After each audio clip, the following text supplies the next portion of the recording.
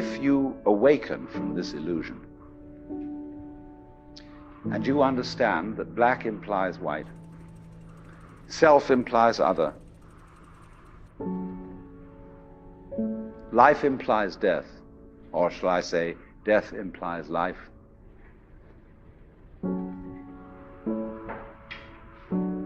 you can feel yourself not as a stranger in the world, not as something here on probation, not as something that has arrived here by fluke, but you can begin to feel your own existence as absolutely fundamental. I'm not trying to sell you on this idea in the sense of converting you to it. I want you to play with it. I want you to think of its possibilities. I'm not trying to prove it. I'm just putting it forward as a possibility of life to think about. So then, let's suppose that you were able every night to dream any dream you wanted to dream. And that you could, for example, have the power within one night to dream 75 years of time, or any length of time you wanted to have. And you would naturally, as you began on this adventure of dreams, you would fulfill all your wishes. You would have every kind of pleasure you conceived.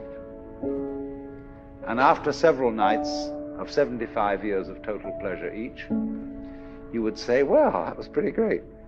But now let's have a surprise. Let's have a dream which isn't under control. Well, something is going to happen to me that I don't know what it's going to be. And you would dig that and come out of that and say, wow, that was a close shave, wasn't it?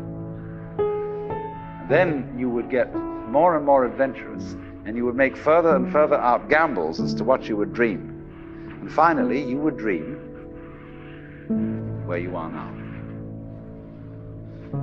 You would dream the dream of living the life that you are actually living today.